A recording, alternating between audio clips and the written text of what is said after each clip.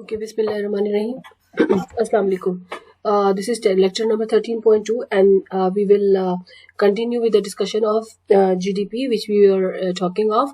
And today's lecture is about that GDP, which we have already discussed. What are the ingredients, ठीक है, of GDP? This is also called sectors of macroeconomic sectors in macroeconomy. सो जो ingredients होते हैं वो basically वो सारे sectors होते हैं जो कि मैक्रो इकोनॉमी के अंदर होते हैं. When we add them together it makes the complete GDP of an economy. Okay, एक हम ये बात करेंगे GDP, then we will talk about some more measures. Okay, and then we will talk about after doing this we will talk about that if after measures we will talk about circular flow diagram. Three things together: circular flow diagram. ये तीन हम concept जो है आज हम discuss करेंगे. तो ingredients of GDP. So as I told you that GDP is the money value of all goods and services produced in a country during a specific time period. So if I am saying about the money value of goods and services, so in order to calculate GDP, we look forward ke how many goods and services are being produced. It is very difficult to count the production. So what do? That we use all those avenues where these productions and goods and services are being used. So according to the use that whatever being produced in an economy is actually circulated and going to 4 different sectors. वो 4 sectors कौन से हैं जिसके अंदर सारी GDP जाती है? वो है कंज्यूमर सेक्टर और investors sector, government sector and foreign sector. ठीक है जी.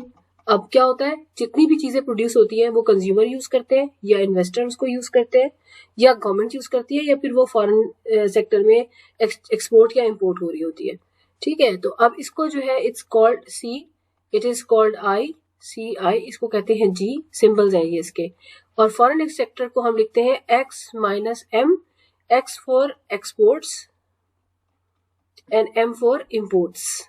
क्योंकि ये जीडीपी है तो इसमें इंपोर्ट एक्सक्लूडेड होंगी और जो इंपोर्ट्स है एक्सपोर्ट्स है वो इंक्लूडेड होंगी. Because export represent the production of a country and M represents production of some other country. तो this is, and it is also can be written as X subscript N. So if I talk about consumer sector, ये सबसे it's a biggest sector of the macroeconomic in all macroeconomic sectors. This is the biggest sector. 60% of the GDP approximately is due to this sector. यानी कि जो हमारी total productions होती हैं पूरी economy में उसका 60% जो कंजम्पशन है वो कंज्यूमर सेक्टर करता है. ठीक है. और इसके जो है कंज्यूमर सेक्टर जो है is the biggest sector in the macro economy. And they are consist of all persons who occupy a house, apartment or room that constitute a separate living quarter. So household include related family members or employers who are living in these quarters. दूसरा sector है investor sector. This is a sector which is made up of proprietorship. Proprietor का मतलब होता है कि जिनकी अपनी business होती है. Partnership and corporation. यानी अब बेसिक इन्वेस्टर सेक्टर 3 तरह से वर्क करता है. एक वो होते हैं जो पर्सनली ओन करते हैं अपने बिजनेस को, और दूसरे होते हैं जो पार्टनरशिप करते हैं. ठीक है जी. और जो पर्सनली ओन करते हैं उसे कहते हैं प्रोपराइटरशिप. जो पार्टनरशिप करते हैं यानी एक से दो लोग मिलके या 2 से ज्यादा लोग मिलके आपस में बिजनेस करते हैं, this is called in partnership. और तीसरी होती है corporation. Corporation is basically a kind of company which is not owned by one but many. ठीक है. मिलियंस भी हो सकते हैं. जैसे कि स्टॉक मार्केट के अंदर जो बिजनेस होता है वो कॉर्पोरेशन के अंदर आता है. So basically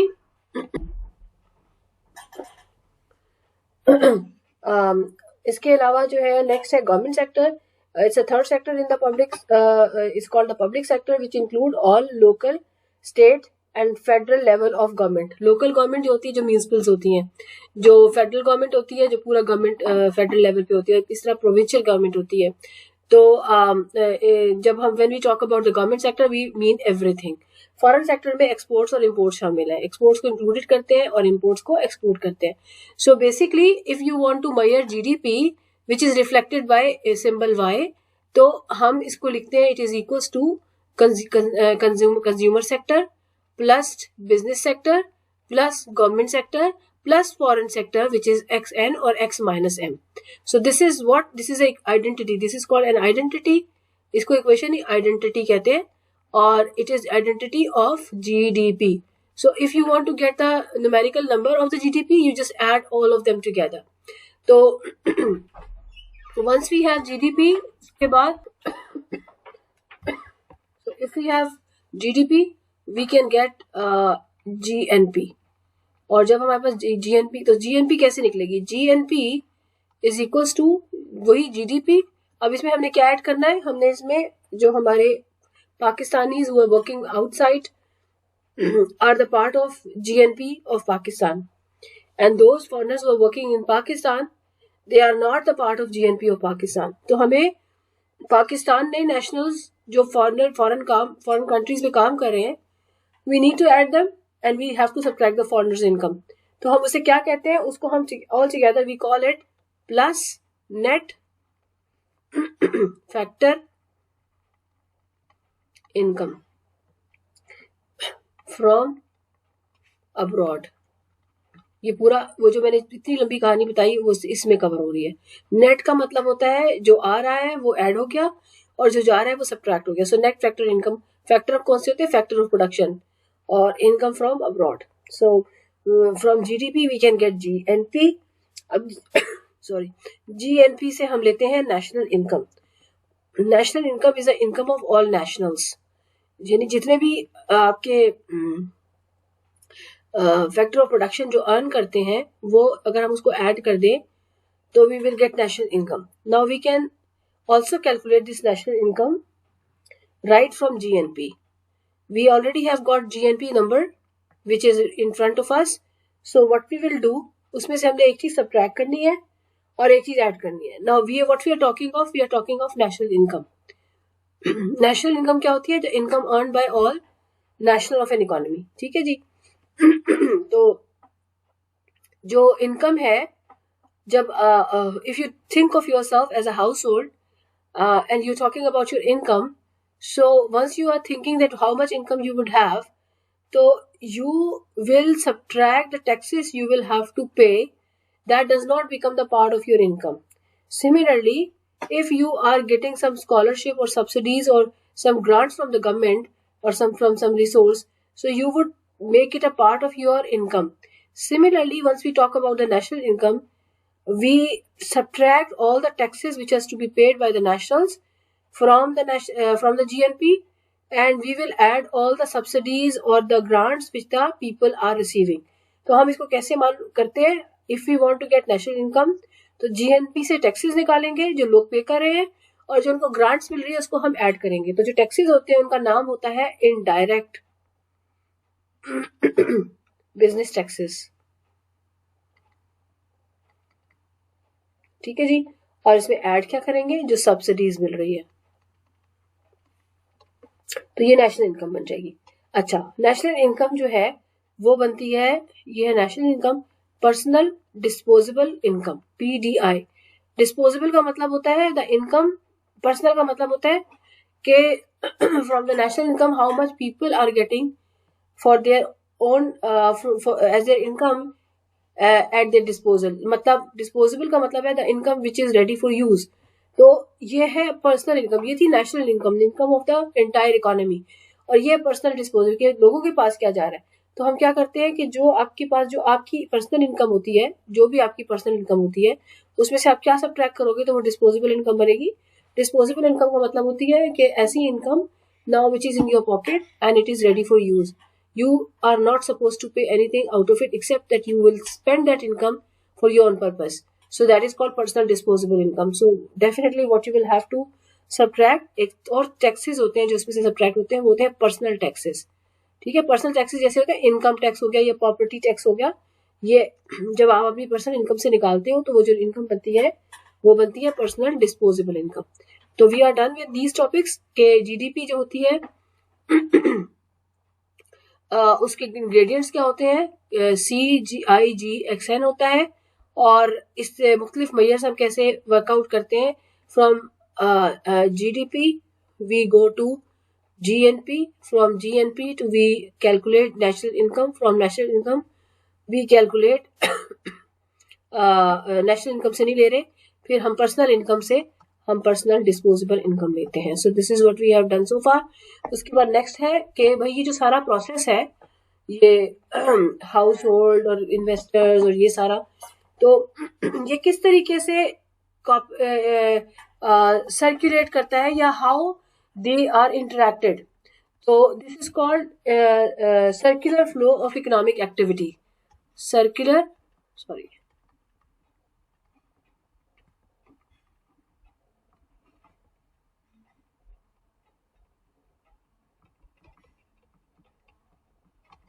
circular flow of economic activity.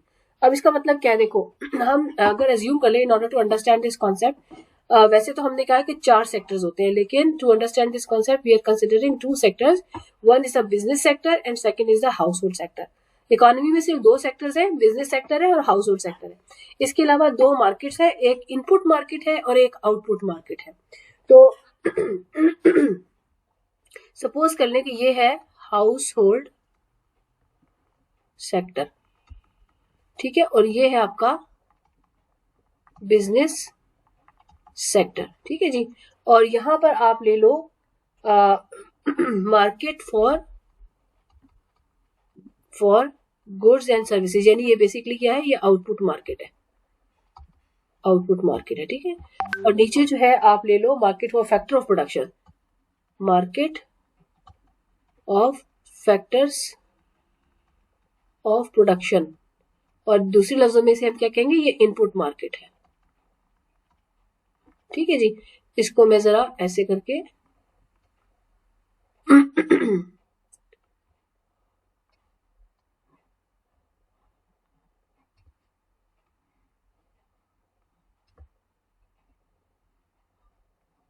Okay. So what happens, house hold क्या करते हैं, what they do, they provide factor of productions and now if you look at this household sector, what they do, they provide factor of production, ठीक है। Factor of production क्या होते हैं, land, labour, capital, interpret, कहाँ से आता है, हम एज्यूम करते हैं कि ये सारी की सारी ऑनरशिप है हाउस होल्ड सेक्टर की। तो household provide this factor of production to and that go into the market of factor of production and it is called input market. तो household provide their factor of production into input market. अब इसको लेता कौन है, इसको business sector लेता। So the input market provide these inputs factor of production to business sector and business sector use these factors of production and they convert these inputs into output, and that is called goods and services. So once they produce the goods and services, it is being sent to the good market, the market of goods and services, ठीक है। तो यहां पर जा रहा है goods and services sold, goods and services sold कहां पे, मार्केट ऑफ आउटपुट के अंदर। और यहां से खरीदता कौन है, it is being purchased by household sector. So good and services are purchased.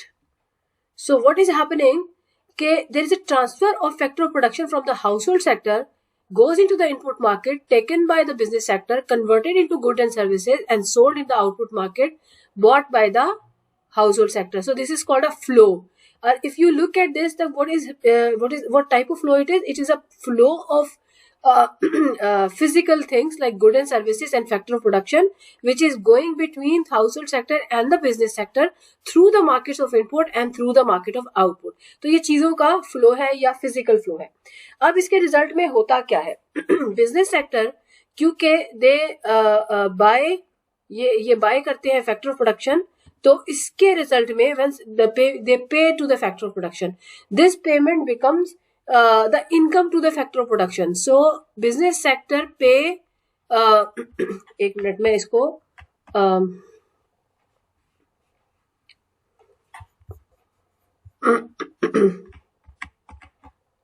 नहीं कर रहा ये, just a minute.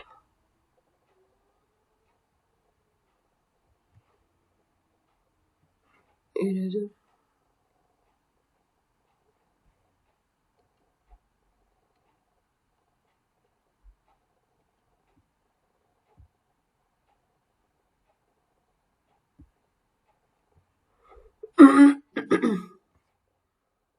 Okay, forget it. So basically, let me take some different color. Yeah, that's better. क्या होता है, business sector जो है वो पेमेंट करता है फैक्टर ऑफ प्रोडक्शन की, सो that becomes a income two factor of production. और वो इनकम क्या होती है, वो होती है जी वेज होती है, या फिर वो होता है, सॉरी ये कर लेना पड़ेगा, let me make the arrows and then I will take the other colours. ठीक है, अब मैं इसको इसी से करती हूँ। So that becomes wages, rent, profit, ये सब क्या होती है, ये होती है पेमेंट टू और इंटरेस्ट, ये होती है payment two factor of production. Business sector पे in return to the services of factor of production, and that goes into the input market, the payment goes to input market, and from input market से को पे करेगा तो वो house hold की क्या बन जाती है, income. So that becomes the income of the household sector. यहाँ से ये इनकम काटे, ठीक है। तो पेमेंट होती है वेजेस की सूरत में, रेंट की सूरत में, प्रॉफिट की सूरत में या इंटरेस्ट की सूरत में, और वो बन जाती है इनकम। और वो इनकम किसके पास जाती है, हाउस होल्ड के पास। What household do with this income, they use this income and they buy good and services, तो इट बिकम्स अ स्पेंडिंग। ठीक है, ये स्पेंडिंग बन जाती है हाउस होल्ड सेक्टर की, और स्पेंडिंग वो कहाँ जाती है, वो आउटपुट मार्केट में जाती है, जहां से वो गुड एंड सर्विसेज खरीदते हैं। जब वो गुड एंड सर्विसेज खरीदते हैं, so they pay money, and where this money goes, it goes to the business sector, और उसको हम क्या कहते हैं, revenue generated to business sector. तो अगर आप ये वाला कलर्ड वाला साइकिल देखो, तो starting from the business sector and ending with the business sector, और इसमें क्या चीज फ्लो कर रही है, इसमें कोई प्रोडक्ट्स नहीं फ्लो कर रही, इसके अंदर मनी फ्लो कर रहा है। तो आउटर जो होता है वो मनी फ्लो है, और इनसाइड जो है वो गुड एंड सर्विसेज फ्लो है। तो this is called circular flow of economic activity. के इकोनॉमिक एक्टिविटी जो which takes place in an economy, it comes in terms of a flow, and that flow goes between the business sector and the household sector. So this is the simplest example to understand the working of economy. And economy does contain many sectors, but we consider these two sectors in order to understand how the economy works.